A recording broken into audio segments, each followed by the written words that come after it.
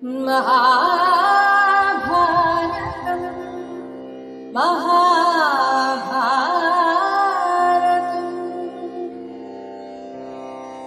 यदा यदा हि धर्मस्य ग्लानिर्भवति भारत अभ्युत्थानमधर्मस्य तदात्मानं सृजाम्यहम् परित्राणाय साधूनां विनाशाय च दुष्कृतां धर्मसंस्थापनार्थाय സംഭവാമി യുഗേ യുഗേ.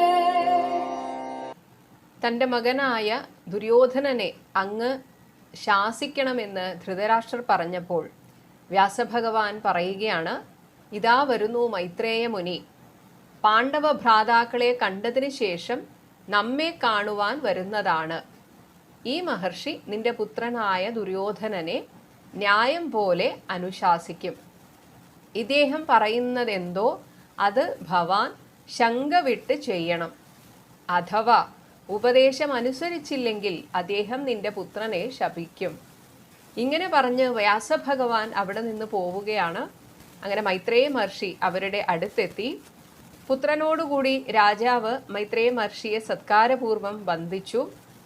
അപ്പോൾ ധൃതരാഷ്ട്രർ ചോദിക്കുകയാണ്, അങ്ങ് പാണ്ഡവന്മാരെ കണ്ടിട്ടാണല്ലോ വരുന്നത്, അവിടെ എല്ലാവർക്കും സുഖമല്ലേ?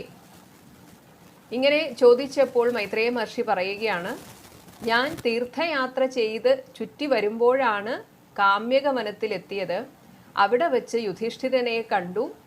ജടയും മാൻതോലും ചാർത്തി തപോവനവാസിയായിരിക്കുന്ന ആ പുണ്യപുരുഷനെ കാണുവാൻ അനേകം മഹർഷിമാർ ചെന്നു. അവിടെ വെച്ചാണ് രാജാവേ നിന്റെ മക്കളുടെ ദുഷ്പ്രവൃത്തികളെ കുറിച്ച് ഞാൻ കേട്ടത്. എന്തായാലും ദുർനയം ദ്യൂതരൂപത്തിൽ വന്നു ചേർന്നു. അതുകൊണ്ട് നിന്നെ ഒന്ന് ഉപദേശിക്കാമെന്ന് വിചാരിച്ച് നിന്റെ മുന്നിലേക്ക് വന്നതാണ്. കൗരവന്മാരുടെ ഹിതത്തിനു വേണ്ടി ഞാനിവിടെ വന്നതാണ്. എനിക്ക് ഭവാനിൽ അധികമായ പ്രീതിയും സ്നേഹവുമുണ്ട്. കാരണം അങ്ങും ഭീഷ്മനും ജീവിച്ചിരിക്കുമ്പോൾ മക്കൾ ഇങ്ങനെ പരസ്പരം വൈരം വെക്കുന്നത് നന്നല്ല. അത് നിങ്ങൾക്ക് ഭൂഷണമല്ല. മാത്രമല്ല, ശിക്ഷിക്കുകയും ശാസിക്കുകയും ചെയ്യേണ്ട അങ്ങാണെങ്കിൽ എല്ലാം ഇങ്ങനെ കണ്ട് തൂണുപോലെ ഈ ഘോര ദുർനയങ്ങളൊക്കെ കണ്ടു നിൽക്കുവാൻ എന്താണ് കാരണം? കാളകളെ ബന്ധിക്കുന്ന കുറ്റി പോലെയാണ് അങ്ങ്. എല്ലാം അങ്ങയെ ആശ്രയിച്ചിരിക്കുന്നു. അങ്ങ് എന്തുകൊണ്ട് ഇതിലൊരു ഉപേക്ഷ കാണിച്ചു? സഭയിൽ കാണിച്ച കർമ്മം കള്ളന്മാർക്ക് ചേർന്നതാണ്. അതുകൊണ്ട് പൊതുവെ ഇപ്പോൾ മുനിമാർക്കൊന്നും നിന്നെക്കുറിച്ച് ഒരു നല്ല അഭിപ്രായമില്ല എന്ന് മൈത്രേയ മഹർഷി തുറന്നടിച്ച് പറയുകയാണ്. എന്നാൽ മൈത്രേയ മഹർഷി തന്നെ ഉപദേശിക്കാനാണ് വന്നത് എന്ന് മനസ്സിലായപ്പോൾ ദുര്യോധനൻ ആദ്യം കോപമുണ്ടായി. എന്നാൽ പിന്നെ അടുത്തു വന്ന് നിൽക്കുന്ന ദുര്യോധനന്റെ നേരെ ഭഗവാൻ മൈത്രേയ മഹർഷി സൗമ്യമായിട്ടാണ് പറഞ്ഞു തുടങ്ങിയത്. ഹേ ദുര്യോധന, ഞാൻ പറയുന്നത് നീ കേൾക്കണം. നീ പാണ്ഡവരെ ദ്രോഹിക്കരുത്. തനിക്കും പാണ്ഡവർക്കും കുരുക്കൾക്കും ലോകത്തിനും നീ ഹിതം ചെയ്യുക. അവർ എല്ലാവരും തന്നെ ശൂരരും വിക്രാന്തരും 10,000 ആനകളുടെ ശക്തിയുമുള്ളവരാണ്. വജ്രം പോലെ കടുത്ത ശക്തിയുള്ളവരും സത്യവ്രതന്മാരും പൗരുഷമുള്ളവരുമാണ്. അവർ ദേവവൈരികളും കാമരൂപന്മാരുമായ രാക്ഷസന്മാരെ കൊല്ലുന്നവരാണ്. നീ കേട്ടിട്ടുണ്ടാകും, ഭീമൻ ഒറ്റയ്ക്കാണ് ഹിഡിംബനെ കൊന്നത്, ഭഗനെ കൊന്നത്. ഇതാ ഇപ്പോൾ ഞാൻ വരുന്ന വഴിക്ക് അറിഞ്ഞു, കിർമീരനെയും ആ ഭീമൻ കൊന്നിരിക്കുന്നു.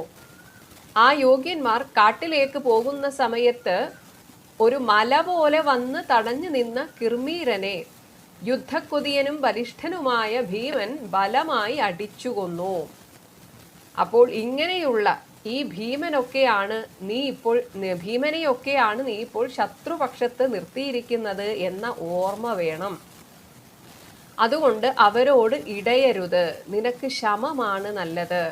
നീ എൻ്റെ വാക്ക് കേൾക്കുക. കോപത്തിന് നീ കീഴടങ്ങരുത്. എന്നാൽ ഇപ്രകാരമൊക്കെ മൈത്രേയ മുനി പറയുന്ന സമയത്ത് ദുര്യോധനൻ തൻ്റെ തുടയിൽ കൈകൊണ്ട് താളം പിടിച്ച് ചിരിച്ച് കാലുകൊണ്ട് മണ്ണിൽ വരച്ച് തലകുനിച്ച് ഒന്നും മിണ്ടാതെ നിൽക്കുകയാണ്. മൈത്രേയ മഹർഷി പറയുന്നതൊന്നും തനിക്ക് ഒന്നും ഞാൻ കേൾക്കാൻ ഉദ്ദേശിക്കുന്നില്ല, ഇതൊക്കെ എനിക്ക് നിസ്സാരമാണ് എന്ന ഭാവത്തിൽ. ഇത് കണ്ടപ്പോൾ മൈത്രേയ മഹർഷിക്ക് അതിയായ കോപമുണ്ടായി. ഇങ്ങനെ കോപാകുലനായ മൈത്രേയ മഹർഷി അവനെ ശപിക്കാനൊരുങ്ങി. ഉടനെ ജലം കൊണ്ട് ആചമനം ചെയ്ത് കോപം കൊണ്ട് കലങ്ങി ചുവന്ന നേത്രത്തോടെ ആ ദുര്യോധനനെ ശപിച്ചു. എടാ ദുര്യോധന ദുർബുദ്ധേ, നീ എന്നോട് ഒന്നും മിണ്ടാതെ എന്നെ അനാദരിച്ചു. ഈ ദുരഭിമാനത്തിന് തക്ക ഫലം നിനക്ക് ലഭിക്കും. നിന്റെ ദ്രോഹം മൂലം ഘോരമായ യുദ്ധം ഇവിടെ ഉണ്ടാകും. അതിൽ ഭീമൻ ഗദയെടുത്ത് ഇപ്പോൾ നീ താളം പിടിച്ച് ആ തുട തല്ലിയൊടിക്കും. എന്നാൽ ഇപ്രകാരം മഹർഷി പറഞ്ഞ ഉടനെ ധൃതരാഷ്ട്ര രാജാവ്, അയ്യോ അങ്ങനെ വരല്ലേ, എൻ്റെ മകനെ അനുഗ്രഹിക്കണമേ എന്ന് മഹർഷിയെ പ്രസാദിപ്പിച്ചു. അപ്പോൾ മൈത്രേയ മഹർഷി പറഞ്ഞു, രാജാവേ, അങ്ങ് വ്യസനിക്കേണ്ട. നിന്റെ പുത്രൻ പാണ്ഡവരുമായിട്ട് സഖ്യം സ്വീകരിക്കുകയാണെങ്കിൽ എൻ്റെ ശാപം ഫലിക്കുന്നതല്ല. എന്നാൽ നേരെ വിപരീതമായി നിന്നാൽ ശാപം ഫലിക്കാതിരിക്കില്ല. ഇങ്ങനെ പറഞ്ഞ മൈത്രേയ മഹർഷിയോട് ധൃതരാഷ്ട്ര രാജാവ് ചോദിക്കുകയാണ്, ഈ കിർമീരവധം ഈ അടുത്ത് നടന്നതാണല്ലോ, അതായത് ഇപ്പോൾ വനവാസത്തിന് പോയപ്പോൾ നടന്നതാണ്. എങ്ങനെയാണ് ഭീമൻ കിർമീരനെ കൊന്നത്? അപ്പോൾ മൈത്രേയ മഹർഷി പറഞ്ഞു, ഞാൻ ഇനി നിന്നോടൊന്നും പറയുന്നില്ല. പറഞ്ഞാൽ നിന്റെ മകനൊട്ട് കേൾക്കുകയുമില്ല. എനിക്കിനി ഒന്നും പറയാൻ താല്പര്യമില്ല. ഞാൻ പോവുകയാണ്. ഇനി എന്തെങ്കിലും കേൾക്കണം എന്നുണ്ടെങ്കിൽ ദാ വിതുരർ നിൽക്കുന്നു, വിതുരരോട് ചോദിച്ചു കൊള്ളുക. ഇങ്ങനെ പറഞ്ഞ് മൈത്രേയ മഹർഷി അവിടെ നിന്ന് പോയി. അതേസമയം കിർമീരനെ ഭീമൻ വധിച്ചു എന്നത് കേട്ട് ദുര്യോധനനും മനക്ലേശത്തോടെ അവിടെ നിന്ന് പോവുകയാണ്. അതിനുശേഷം വിതുരരോട് ധൃതരാഷ്ട്ര ചോദിക്കുകയാണ്, ഹേ വിതുര, കിർമീരനെ എങ്ങനെയാണ് ഭീമൻ വധിച്ചതെന്ന് കേൾക്കുവാൻ എനിക്ക് മോഹമുണ്ട്. അപ്പോൾ വിതുരർ പറഞ്ഞു, അമാനുഷകർത്താവായ ഭീമന്റെ കർമ്മം കേൾക്കണമെങ്കിൽ ഞാൻ പറയാം. ചൂതിൽ തോറ്റ് ഇവിടം വിട്ടുപോയ പാണ്ഡവന്മാർ 3 രാപ്പകൽ കൊണ്ട് കാമ്യക വനത്തിലെത്തി. ഈ കാമ്യക അരണ്യത്തിൽ മനുഷ്യരെ തിന്നുന്ന രാക്ഷസന്മാർ ഒരുപാടുണ്ട്. അതുകൊണ്ട് തന്നെ അവരെ പേടിച്ച് ആരും പാതിരാത്രി ആ വഴി സഞ്ചരിക്കുകയില്ല. മാത്രമല്ല പലരും അവിടെയുള്ള മുനിമാരും ഇടയന്മാരും ഒക്കെ ആ സ്ഥലം വിട്ട് വേറെ ഏതെങ്കിലും സ്ഥലത്തേക്ക് ഒഴിഞ്ഞു പോവാറാണ് പതിവ്. ഇങ്ങനെയുള്ള ആ വനപ്രദേശത്തേക്ക് പാണ്ഡവന്മാർ ചെന്നപ്പോൾ അവിടെ വഴിമുട്ടിച്ച് ജ്വലിക്കുന്ന കണ്ണുരുട്ടി പന്തവും കയ്യിലെടുത്ത് ഒരു രാക്ഷസൻ നിൽക്കുന്നതായി കണ്ടു. അവൻ കൈകൾ നീട്ടി പരത്തി വായി തുറന്ന് ഭീഷണനായി പാണ്ഡവന്മാരുടെ വഴി തടഞ്ഞു മുട്ടി നിന്നു. 8 ദംശകളും കാട്ടി രക്താക്ഷനായിട്ട് അങ്ങനെ നിൽക്കുന്ന ആ രാക്ഷസൻ വലിയ ശബ്ദമൊക്കെ ഉണ്ടാക്കി അലറി. ഇങ്ങനെയൊക്കെയുള്ള ആ രാക്ഷസന്റെ പരാക്രമം കണ്ട് ദ്രൗപദി ബോധരഹിതയായി വീണു. അപ്പോഴേക്കും ഈ പാണ്ഡവന്മാർ അവളെ താങ്ങിപ്പിടിച്ചു. ഇങ്ങനെയുള്ള ഒരുപാട് മായകളൊക്കെ പ്രയോഗിച്ചിരുന്നു ആ രാക്ഷസൻ. ഈ രാക്ഷസ മായയെ ധൗമ്യ മഹർഷി തൻ്റെ വിവിധ മന്ത്രപ്രയോഗത്താൽ അതിനെ നശിപ്പിച്ചു. അങ്ങനെ മായ പോയപ്പോൾ അതിബലനായ അവൻ ക്രോധം കൊണ്ട് കണ്ണുരുട്ടി. അവൻ കാലനെപ്പോലെ പാഞ്ഞു വന്നപ്പോൾ യുധിഷ്ഠിരൻ ചോദിക്കുകയാണ്, നീ ആരാണ്? എന്താണ് നിന്റെ ഉദ്ദേശം? അപ്പോൾ ആ രാക്ഷസൻ പറഞ്ഞു, ഞാൻ ഭഗന്റെ അനുജനായ കിർമീരനാണ്. ഞാൻ സസുഖം കാമ്യകവനത്തിൽ ജീവിക്കുന്നു. എൻ്റെ ഭക്ഷണം നരമാംസമാണ്. പോരിൽ തോൽപ്പിച്ച മനുഷ്യരെ കൊണ്ടാണ് എൻ്റെ ആഹാരം. ഇന്ന് എൻ്റെ ആഹാരത്തിന് വന്നു ചേർന്ന നിങ്ങൾ ആരാണെന്നറിയാൻ എനിക്കും താല്പര്യമുണ്ട്. എന്തായാലും നിങ്ങളെയെല്ലാം ഞാൻ പോരിൽ ജയിച്ച് തിന്നുകൊള്ളാം. ഇങ്ങനെ കിർമീരന്റെ ചോദ്യം കേട്ട് യുധിഷ്ഠിരൻ സ്വയം പരിചയപ്പെടുത്തി. ഇത് കേട്ടപ്പോൾ കിർമീരൻ പറയുകയാണ്, ആഹാ, എനിക്ക് വളരെ സന്തോഷമായി. കാരണം വളരെ കാലമായി നിങ്ങളിൽ ഒരുവനായ ആ ഭീമനെ ഞാൻ തേടി നടക്കുന്നു. കാരണം എൻ്റെ ജ്യേഷ്ഠനായ ഭഗനെ കൊന്നവനാണവൻ. ഭാഗ്യത്താൽ ഇപ്പോൾ നിങ്ങൾ എല്ലാവരും എൻ്റെ മുന്നിൽ വന്നെത്തി. മാത്രമല്ല ഇവൻ കൊന്ന ഹിഡിംബൻ എൻ്റെ ആത്മസുഹൃത്താണ്. ഇങ്ങനെ ഈ ഭീമനെ കൊന്നിട്ട് എനിക്ക് ഇവൻ്റെ രക്തം കൊണ്ട് ഭഗനും എൻ്റെ സുഹൃത്തായ ഹിഡിംബനും തർപ്പണം ചെയ്യേണ്ടതുണ്ട്. ഇങ്ങനെ പറഞ്ഞപ്പോൾ ആ യുധിഷ്ഠിരൻ പറഞ്ഞു, അതൊന്നും നിനക്ക് സാധിക്കില്ല. ഇങ്ങനെ അധിക്ഷേപിച്ച് പറഞ്ഞത് കിർമീരന് തീരെ ഇഷ്ടപ്പെട്ടില്ല. അപ്പോഴേക്കും ഭീമസേനൻ ഒരു വലിയ മരം പറിച്ചെടുത്ത് 10 മാറ് ഉയരമുള്ള ആ മരത്തിന്റെ ഇലയെല്ലാം ഊരി വജ്രം പോലെ ശക്തമായ ഗാണ്ഡീവം എടുത്ത് അർജുനനും തയ്യാറായി നിന്നു. പക്ഷേ ഭീമൻ അർജുനനെ മാറ്റി ഭീമനാദം മുഴക്കുന്ന രാക്ഷസനുമായി നേരിട്ടടുത്തു. ഇങ്ങനെ ഭീമൻ തന്റെ വസ്ത്രം മുറുക്കിയുടുത്ത് കൈകൊണ്ട് കൈഞ്ഞെരിച്ച് ശക്തനായ അവൻ ചുണ്ടുകടിച്ച് വൃക്ഷമാകുന്ന ആയുധത്തോടുകൂടി രാക്ഷസന്റെ നേരെ പാഞ്ഞു ചെന്നു. രാക്ഷസന്റെ തലയിൽ ശക്തമായി അടിച്ചു. എന്നാൽ ആ രാക്ഷസന് അതുകൊണ്ടൊന്നും ഒരു കുലുക്കവും ഉണ്ടായില്ല. അവൻ സംഭ്രമം കൂടാതെ കത്തുന്ന തീക്കൊള്ളിയെടുത്ത് ഇടുത്തി എന്ന പോലെ ഭീമന്റെ നേർക്കെറിഞ്ഞു. ഭീമൻ തന്റെ ഇടതുകാൽ കൊണ്ട് അതിനെ തട്ടിമാറ്റി. ഇങ്ങനെ പണ്ട് ബാലി സുഗ്രീവന്മാർ തമ്മിൽ നടന്ന യുദ്ധം പോലെ അതിഭീകരമായ യുദ്ധമായിരുന്നു അവർ തമ്മിൽ നടന്നത്.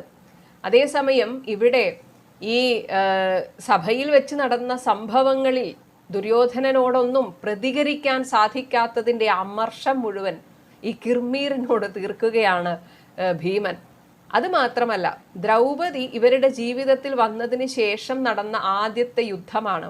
അപ്പോൾ ദ്രൗപദി ഇങ്ങനെ ആരാധനയോടെ നോക്കി നിൽക്കുകയാണ്. ഇത് കണ്ടപ്പോൾ ഭീമൻ ആവേശം കൂടി.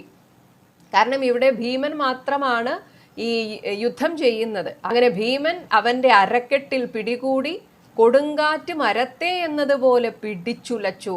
ശക്തനായ ഭീമൻ പിടിക്കുകയാൽ ശക്തികെട്ട രാക്ഷസൻ ആ പാണ്ഡുപുത്രനെ ആവുന്ന വിധം കുടഞ്ഞു നോക്കി. അങ്ങനെ കിർമീരൻ തളർന്നുപോയെന്നറിഞ്ഞപ്പോൾ ഭീമൻ അവനെ പശുവിനെ എന്ന പോലെ തൻ്റെ കൈകൊണ്ട് പിടിച്ച് പൂട്ടി നിർത്തി. ഭേരി പൊട്ടും പോലെ ഒച്ചയിട്ടാർക്കുന്ന അവനെ പിടിച്ച് പിടയുമ്പോൾ തന്നെ അവനെ പലവട്ടം വീശി, ബോധം കെടുന്നതുവരെ പിടിച്ചു വീശി. അങ്ങനെ രാക്ഷസൻ വിഷണ്ണനായി എന്നറിഞ്ഞപ്പോൾ ഭീമൻ അവനെ കഴുത്തിൽ പിടിച്ച് ഞെക്കി മൃഗത്തെ കൊല്ലുന്നത് പോലെ ഞെരിച്ചു. അവന്റെ അരക്കെട്ടിൽ ഭീമൻ മുട്ടുകുത്തി കണ്ഠത്തിൽ ഞെക്കി കൺപോള കാണാത്ത വിധം രാക്ഷസന്റെ കണ്ണ് തുറിച്ചു. ദേഹം ഞെരിച്ച് നിലത്തിട്ടുരുട്ടി അവനോട് പറഞ്ഞു, എടാ ഹിഡിംബനും ഭഗനും കണ്ണുനീര് തുടയ്ക്കുവാൻ ദുഷ്ടാ നീ ശക്തനാവില്ല. എന്തെന്നാൽ നീ കാലപുരിക്ക് പോകാൻ തയ്യാറായി കഴിഞ്ഞു. ഇപ്രകാരം പറഞ്ഞ് ഭീമൻ ക്രോധത്തോടെ രാക്ഷസന്റെ അഴിഞ്ഞ വസ്ത്രാഭരണങ്ങൾ അവൻ പിടഞ്ഞു മോഹിച്ചു വീണപ്പോൾ വലിച്ചെടുത്തു. കാർമേഘം പോലെ ഭയങ്കരനായ അവനെ കൊന്നപ്പോൾ പാഞ്ചാലിക്ക് ആശ്വാസമായി. മറ്റു പാണ്ഡവരും ഭീമനെ പ്രശംസിച്ചു. ഇങ്ങനെ എല്ലാവരും സസന്തോഷം ആ ദ്വൈതവനത്തിലേക്ക്, കാമ്യക വനത്തിലേക്ക് പുറപ്പെട്ടു. അപ്പോൾ വിതുരർ തുടർന്ന് പറയുകയാണ്, ഇങ്ങനെ ആ യുദ്ധത്തിൽ കിർമീരനെ ഭീമൻ കൊന്നു. ഞാനും അവരെ കാണാൻ പോയ സമയത്ത് ഭീമൻ കൊന്നിട്ട ആ ഘോരമൂർത്തിയെ കണ്ടിരുന്നു. അവിടെ വെച്ചാണ് ഭീമൻ ചെയ്ത വിക്രമങ്ങളെ കുറിച്ചൊക്കെ അവർ എന്നോട് പറഞ്ഞത്. ഇങ്ങനെ അമാനുഷിക ശക്തിയുള്ള ആ കിർമീരനെ വധിച്ചു എന്ന് കേട്ടപ്പോൾ ധൃതരാഷ്ട്ര മഹാരാജാവിന്റെ ആ സമാധാനവും ഇല്ലാതായി.